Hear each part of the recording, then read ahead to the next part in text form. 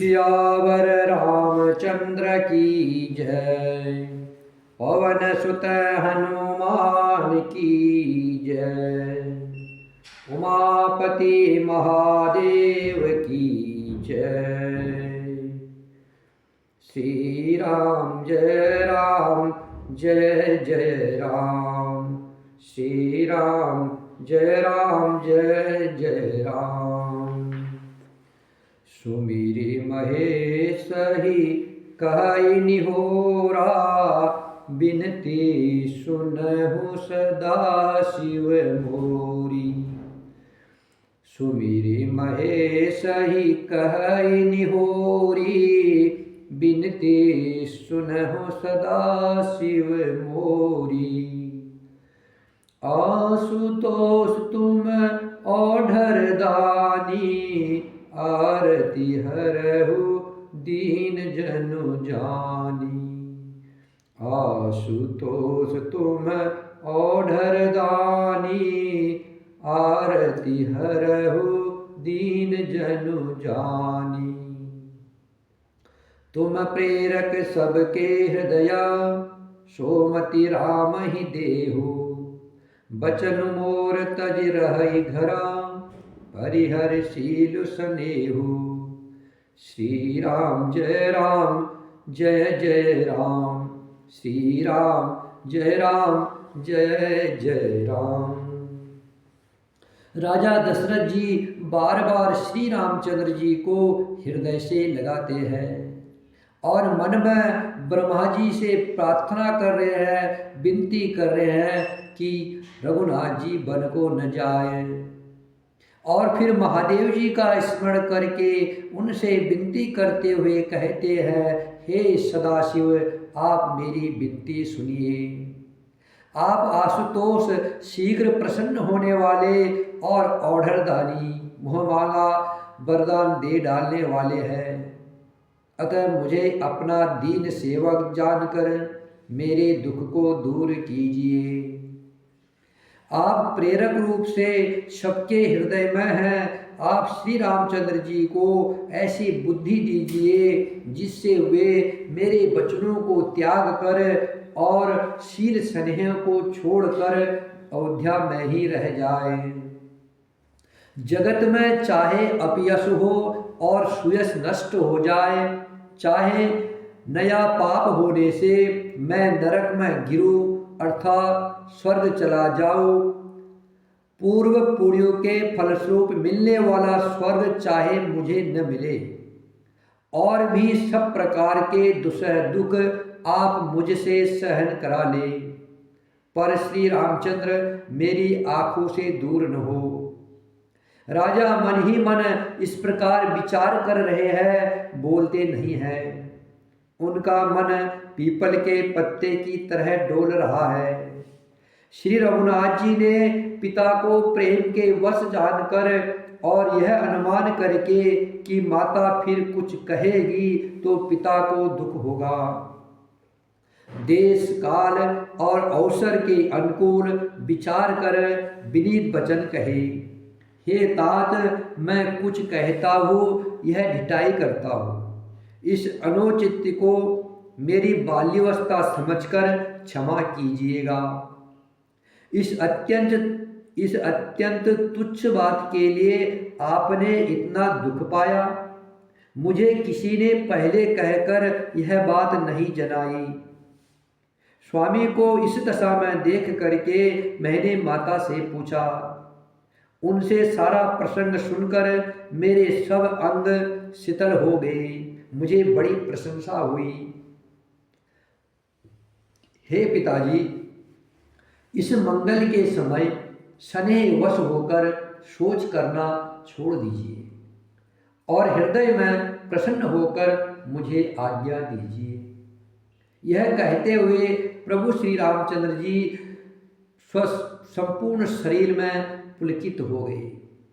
उन्होंने फिर कहा, इस पृथ्वी तल पर उसका जन्म धन्य है जिसके चरित्र सुनकर पिता को परम आनंद हो। जिसको माता पिता प्राणों के समान प्रिय है, चारों पदार्थ अर्थ धर्म काम मोक्ष उसके मुट्ठी में रहते हैं। आपकी आज्ञा पालन करके और जन्म का फल पाकर मैं जल्दी ही लौट आऊंगा, अतः कृपया आज्ञा दीजिए। माता से विदा मांग आता हूँ, फिर आपके पैर लग करके आपको प्रणाम करके मैं वन को चलूंगा। ऐसा कहकर तब श्री रामचंद्र जी वहां से चल दिए। राजा ने शोकवश कोई उत्तर नहीं दिया। वह बहुत ही अप्रिय बात नगर भर में इतनी जल्दी फैल गई, मानो डंक मारते ही बिच्छू का विष सारे शरीर में चढ़ गया हो। डंक मारते ही जैसे बिच्छू का विष सारे शरीर में चढ़ जाता है, वैसे ही राम बन जाएंगे। यह बात पूरी अयोध्या भर में फैल गई। इस बात को सुन करके सब स्त्री पुरुष ऐसे व्याकुल हो गए जैसे वन में आग लगी देखकर बेल और वृक्ष मुरझा जाते हैं। जो जहाँ सुनता है वही सिर पीटने लगता है। बड़ा विषाद है, किसी को धीरज नहीं बचता। सबके मुख सूख जाते हैं, आंखों से आंसू बहते हैं, शोक हृदय में नहीं समाता। मानो करुण रस की सेना अवध पर डंका बजाकर उतर आई हो। सब मेल मिल गए थे, सब संयोग ठीक हो गए थे। इतने में ही विधाता ने बात बिगाड़ दी। जहाँ तहाँ सब लोग कैकेयी को गाली दे रहे हैं। इस पापनी को क्या सूझ पड़ा जो इसने छाये घर पर आग रख दी। यह अपने हाथों से अपनी आंखों को निकालकर देखना चाहती है और अमृत फेंक कर विष चखना चाहती है। यह कुटिल कठोर दुर्बुद्धि और अभागिनी कैकेयी रघुवंश रूपी बांस के वन के लिए अग्नि हो गई। पत्ते पर बैठकर इसने पेड़ को काट डाला। सुख में शोक का सब समान सजकर रख दिया। सुख के समय शोक का सब समान सजकर रख दिया। श्री रामचंद्र जी इसे सदा प्राणों के समान प्रिय थे। फिर भी न जाने किस कारण इसने यह कुटिल चाल चली। कवि सत्य ही कहते हैं कि स्त्री का संभाव सब प्रकार से पकड़ में न आने योग्य है अथवा भेद भरा होता है। अपनी परछाई भले ही पकड़ में आ जाए, पर भाई स्त्रियों की चाल नहीं जानी जाती। आग क्या नहीं जला सकती है, समुद्र में क्या नहीं समा सकता। अबला कहने वाली प्रबल स्त्री क्या नहीं कर सकती, और जगत में काल किसको नहीं खाता। विधाता ने क्या सुनाकर क्या सुना दिया और क्या दिखलाकर अब वह क्या दिखलाना चाहता है। एक कहते हैं कि राजा ने अच्छा नहीं किया, दुर्बुद्धि कैकेयी को विचार कर वर नहीं दिया। जो हट करके कैकेयी की बात को पूरा करने में अड़े रहकर सवै सब दुखों के पात्र हो गए। स्त्री के विशेष वश होने के कारण मानो उनका ज्ञान और गुण जाता रहा। एक दूसरे जो धर्म की मर्यादा को जानते हैं और सयाने हैं, वे राजा को दोष नहीं देते। वे शिवी दधीची और हरिश्चंद्र की कथा एक दूसरे से बखान कर कहते हैं। कोई एक इसमें भरत जी की सम्मति बताते हैं, कोई एक सुनकर उदासीन भाव से रह जाते हैं अथवा कुछ बोलते ही नहीं। कोई हाथों से कान मूंद कर और जीभ को दांतों तले दबाकर कहते हैं कि यह बात झूठ है।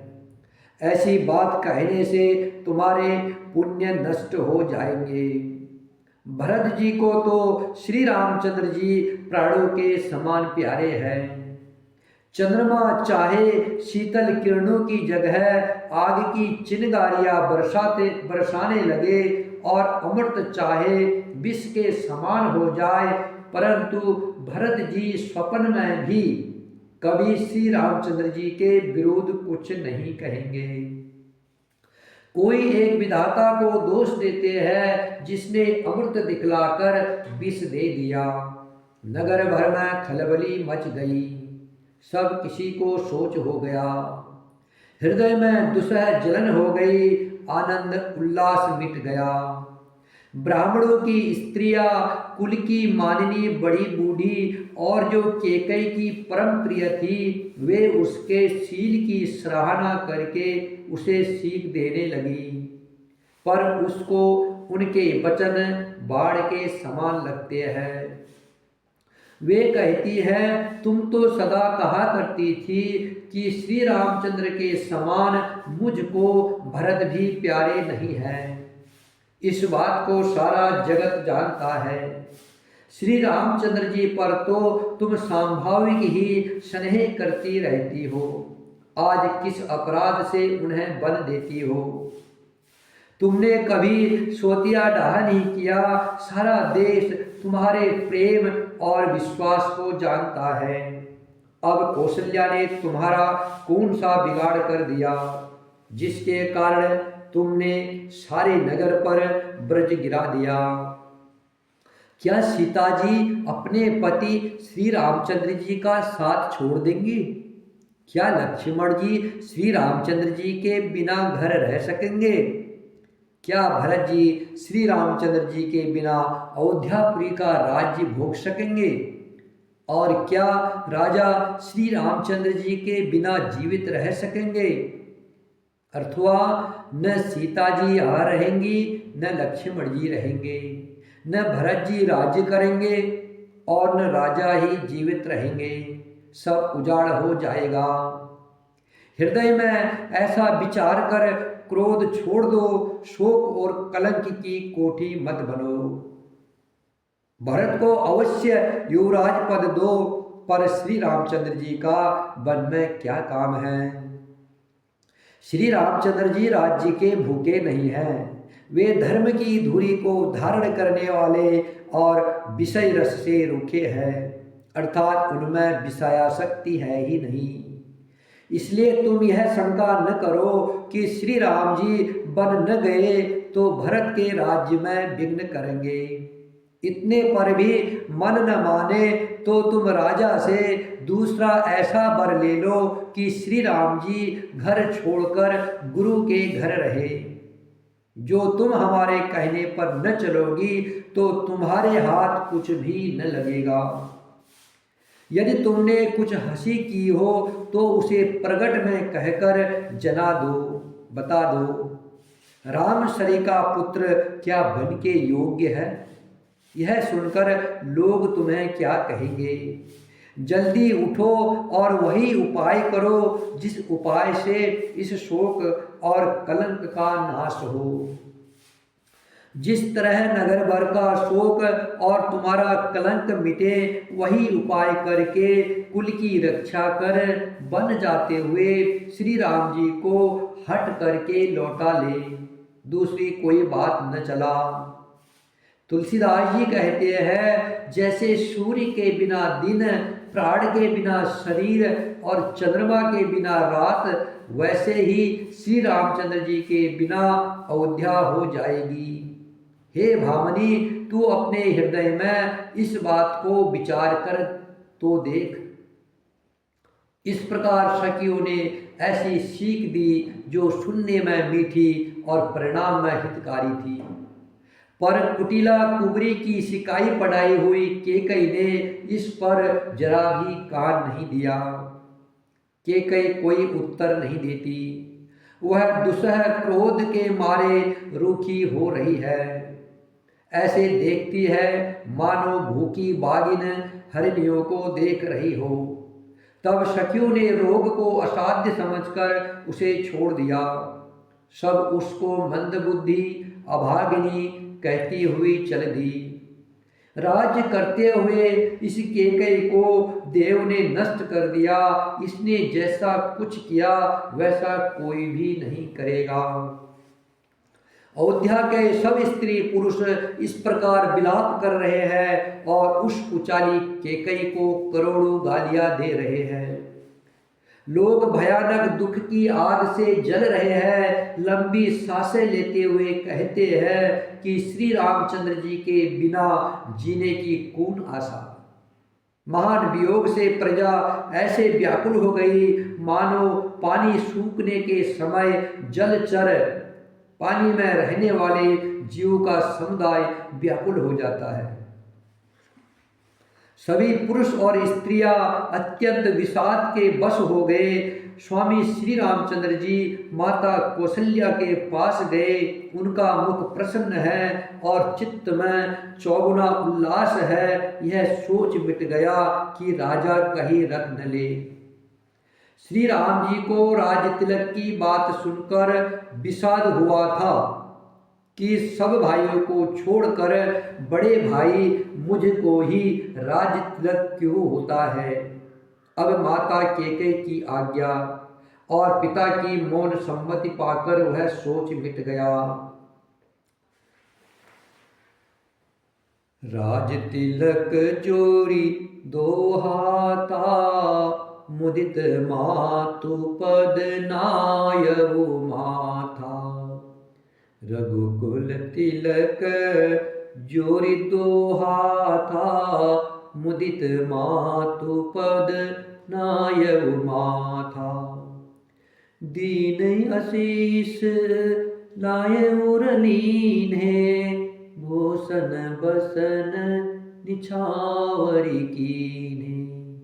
दीन आशीष लाए उर लीन्हे, भूषण बसन निछावरी कीन्हे। बार बार मुख चुंबती माता, नयन ने जलु पुलकित गाता। बार बार मुख चुंबती माता, नयन नेह जलु पुलकित गाता। गोद राखी पुनि हृदय लगाया, श्रवत प्रेम रस पयद सुहाए। गोद राखी पुनि हृदय लगाए, श्रवत प्रेम रस पयद सुहाए। जेहि चाहत नर नारी सबा, अति आरत एहि भांति। जिमि चातक चातकी, त्रिषित वृष्टि शरद ऋतु स्वाति। श्री राम जय राम जय जय राम, श्री राम जय जय राम। श्री रामचंद्र जी का मन नए पकड़े हुए हाथी के समान और राज तिलक उस हाथी के बांधने की कांटेदार लोहे की बेड़ी के समान है। बन जाना है यह सुन करके अपने को बंधन से छूटा जानकर उनके हृदय में आनंद बढ़ गया है। रघुकुल तिलक श्री रामचंद्र जी ने दोनों हाथ जोड़ करके आनंद के साथ माता के चरणों में सिर नवाया। माता ने आशीर्वाद दिया, अपने हृदय से लगा लिया और उन पर गहने तथा कपड़े न्योछावर किए। माता बार बार श्री रामचंद्र जी का मुख चूम रही है, नेत्रों में प्रेम का जल भर आया है और सब अंग पुलकित हो गए हैं। श्री राम जी को अपनी गोद में बैठाकर फिर हृदय से लगा लिया। सुंदर स्तनों में प्रेम रस रूपी दूध बहाने लगे। सुंदर स्तन प्रेम रस अर्थात दूध बहाने लगे। जब श्री रामचंद्र जी को माता कौशल्या ने अपनी गोद में बैठा करके अपने हृदय से लगाया, प्रेम में इतना विहल है मैया कौशल्या कि उनके सुंदर स्तन प्रेम रस बहाने लगे अर्थात दूध बहाने लगे। उनका प्रेम और महान आनंद कुछ कहा नहीं जाता, मानो कंगाल ने कुबेर का पद पा लिया हो। बड़े आदर के साथ सुंदर मुख देखकर माता मधुर वचन बोली। हे तात, माता बलिहारी जाती है, कहो वह आनंद मंगलकारी लग्न कब है। जो मेरे पुण्य, शील और सुख की सुंदर सीमा है और जन्म लेने के लाभ की पूर्णतम अवधि है, तथा जिस लग्न को सभी स्त्री पुरुष अत्यंत व्याकुलता से इस प्रकार चाहते हैं जिस प्रकार प्यास से चातक और चातकी शरद ऋतु के स्वाति नक्षत्र की वर्षा को चाहते हैं। हे तात, मैं बलैया लेती हूँ, तुम जल्दी नहा लो और जो मन भावे कुछ मिठाई खा लो। भैया तब पिता के पास जाना, बहुत देर हो गई है। माता बलिहारी जाती है। माता के अत्यंत अनुकूल वचन सुनकर जो मानो स्नेह रूपी कल्प वृक्ष के फूल थे, जो सुख रूपी पुष्प रस से भरे थे और श्री राजलक्ष्मी के मूल थे, ऐसे वचन रूपी फूलों को देख करके श्री रामचंद्र जी का मन रूपी भौरा उन पर नहीं भूला। धर्म धुरी, धर्म की धुरी को धारण करने वाले श्री रामचंद्र जी ने धर्म की गति को जान करके माता से अत्यंत कोमल वाणी से कहा, हे माता, पिताजी ने मुझको वन का राज्य दिया है, जहाँ सब प्रकार से मेरा बड़ा काम बनने वाला है। पिता दीन मोहि कानन राजू, जहाँ सब भांति मोर बड़ काजू। आय सुदेहि मुदित मन माता, जेहि मुद मंगल कानन जाता। जनि स्नेह बस दर्पसि भोरे, आनंद अम्ब अनुग्रह तोरे। हे माता, पिताजी ने मुझे वन का राज्य दिया है, जहाँ सब प्रकार से मेरा बड़ा काम होने वाला है। हे माता, तू प्रसन्न मन से मुझे आज्ञा दे, जिससे मेरी वन यात्रा में आनंद मंगल हो। मेरे स्नेहवश भूल कर भी डरना नहीं भैया, स्नेहवश भूल कर भी डरना नहीं। हे माता, तेरी कृपा से आनंद ही होगा। 14 वर्ष वन में रह करके पिताजी के वचन को सत्य कर फिर लौट कर तेरे चरणों का दर्शन करूंगा, तो मन को दुखी न कर। रघुकुल में श्रेष्ठ श्री राम जी के ये बहुत ही नर्म और मीठे वचन माता कौशल्या के हृदय में बाढ़ के समान लगे और कसकने लगे। उस शीतल वाणी को सुनकर कौशल्या वैसे ही सहम कर सूख गई, जैसे बरसात का पानी पड़ने से ज्वासा सूख जाता है। बरसात का पानी पड़ने से ज्वासा सूख जाता है, वैसे ही श्री राम जी की शीतल वाणी को सुनकर कौशल्या सहम कर सूख गई। हृदय का विषाद कुछ कहा नहीं जाता, मानो सिंह की गर्जना सुनकर हिरनी विकल हो गई हो। नेत्रों में जल भर आया, शरीर थर थर कांपने लगा, मानो मछली माजा पहली वर्षा का फेन खाकर बदहास हो गई हो। धीरज धर करके पुत्र का मुख देख करके माता गदगद वचन कहने लगी, हे तात, तुम तो पिता को प्राणों के समान प्रिय हो। तुम्हारे चरित्र को देखकर वे नित्य प्रसन्न होते थे। राज्य देने के लिए उन्होंने ही शुभ दिन सुधवाया था, फिर अब किस अपराध से बन जाने को कहा। हे तात, मुझे इसका कारण सुनाओ। सूर्य वंश रूपी वन को जलाने के लिए अग्नि कून हो गया। तब श्री रामचंद्र जी का रुख देखकर मंत्री के पुत्र ने सब कारण समझा कर कहा। उस प्रसंग को सुन करके वे गूंगी जैसी चुप रहेगी, उनकी दशा का वर्णन नहीं किया जा सकता। न रख ही सकती है, न यह कह सकती है कि बन चले जाओ। दोनों ही प्रकार से हृदय में बड़ा भारी संताप हो रहा है। मन में सोचती है कि देखो, विधाता की चाल सदा सबके लिए टेढ़ी होती है। लिखने लगे चंद्रमा और लिख गया राहु। धर्म और स्नेह दोनों ने कौशल्या जी की बुद्धि को घेर लिया। उनकी दशा साप छुछुंदर की सी हो गई। वे सोचने लगी कि यदि मैं अनुरोध करके पुत्र को रख लेती हूँ तो धर्म जाता है और भाइयों में विरोध होता है, और यदि बन जाने को कहती हूँ तो बड़ी हानि होती है।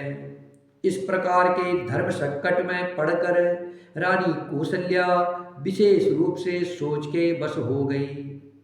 फिर बुद्धिमती कौशल्या स्त्री धर्म पातिव्रत धर्म को समझकर और राम तथा भरत दोनों पुत्रों को समान जानकर सरल स्वभाव राम महतारी बोली बचन धीर धरी भारी। तात जाऊ बलि कीने हुनी का पितु आयुष सब धर्म कटीका। सरल स्वभाव वाली श्री रामचंद्र जी की माता बड़ा धीरज धरकर वचन बोली, हे तात, मैं बलिहारी जाती हूँ, तुमने अच्छा किया। पिता की आज्ञा का पालन करना ही सब धर्मों का शिरोमणि धर्म है। राज्य देने को कहकर वन दे दिया, उसका मुझे लेश मात्र भी दुख नहीं है। दुख तो इस बात का है कि तुम्हारे बिना भरत को, महाराज को और प्रजा को बड़ा भारी क्लेश होगा। जो केवल पितु आय सुताता, तो जन जाहो जानी बड़ी माता। जो पितु मातु कहेउ बन जाना, तो कानन सत अवध समाना। पितु बन देव मातु बन देवी, खग मृग चरण सरोरहु सेवी। अंतहु उचित निर्पहि बनवासु, बय बिलो की ही होय हरासु। बड़ भागी बनो अवध अभागी, जो रघुवंश तिलक तुम त्यागी।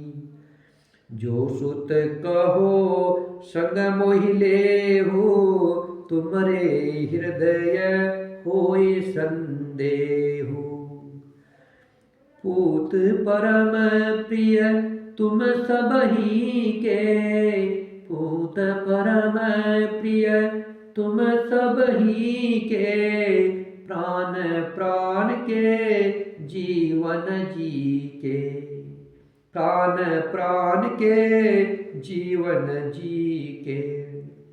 ते तुम कहो मातु बन जाओ, ते तुम कहो मातु बन जाओ। मैं सुनी बचन बैठी पछताओ, मैं सुनी बचन बैठी पछताओ। हे तात, यदि केवल पिता की ही आज्ञा है तो माता की आज्ञा को पिता की आज्ञा से बड़ी जानकर वन को मत जाओ। किंतु यदि पिता माता दोनों ने वन जाने को कहा हो तो वन तुम्हारे लिए सैकड़ों अयोध्या के समान है। वन के देवता तुम्हारे पिता होंगे और वन देवियाँ तुम्हारी माता होंगी। वहाँ के पशु पक्षी तुम्हारे चरण कमलों के सेवक होंगे। राजा के लिए अंत में तो वनवास करना उचित ही है। केवल तुम्हारी सुकुमार अवस्था देखकर हृदय में दुख होता है। हे रघुवंश के तिलक, वन बड़ा भाग्यवान है और यह अवध अभागी है जिसे तुमने त्याग दिया। हे पुत्र, यदि मैं कहूँ कि मुझे भी साथ ले चलो तो तुम्हारे हृदय में संदेह होगा कि माता इसी बहाने मुझे रोकना चाहती है। हे पुत्र, तुम सभी के परम प्रिय हो, प्राणों के प्राण और हृदय के जीवन हो। वही प्राणाधार तुम कहते हो कि माता मैं वन को जाऊं, और मैं तुम्हारे वचनों को सुनकर बैठी पछताती हूँ। यह सोचकर झूठा स्नेह बढ़ाकर मैं हट नहीं करती। बेटा मैं बलैया लेती हूँ, माता का नाता मानकर मेरी सुध भूल न जाना। हे गोसाई, सब देव और पितर तुम्हारी वैसे ही रक्षा करे जैसे पल के आँखों की रक्षा करती है। तुम्हारे वनवास की अवधि 14 वर्ष जल है, प्रियजन और कुटुंबी मछली है। तुम दया की खान और धर्म की धुरी को धारण करने वाले हो। ऐसा विचार कर वही उपाय करना जिसमें सबके जीते जी तुम आ मिलो। मैं बलिहारी जाती हूँ, तुम सेवकों, परिवार वालों और नगर भर को अनाथ करके सुखपूर्वक वन को जाओ। आज सबके पुण्यों का फल पूरा हो गया, कठिन काल हमारे विपरीत हो गया। इस प्रकार बहुत विलाप करके और अपने को परम अभागिनी जानकर माता श्री रामचंद्र जी के चरणों में लिपट गई। हृदय में भयानक दुसह संताप छा गया। उस समय के बहुविधि विलाप का वर्णन नहीं किया जा सकता। श्री रामचंद्र जी ने माता को उठाकर हृदय से लगा लिया और फिर कोमल वचन कहकर उन्हें समझाया। उसी समय यह समाचार सुनकर सीता जी अकुला उठी और सास के पास जाकर उनके दोनों चरण कमलों की वंदना कर सिर नीचा करके बैठ गई। श्री राम जय राम जय जय राम, श्री राम जय राम जय जय राम, श्री राम जय जय राम।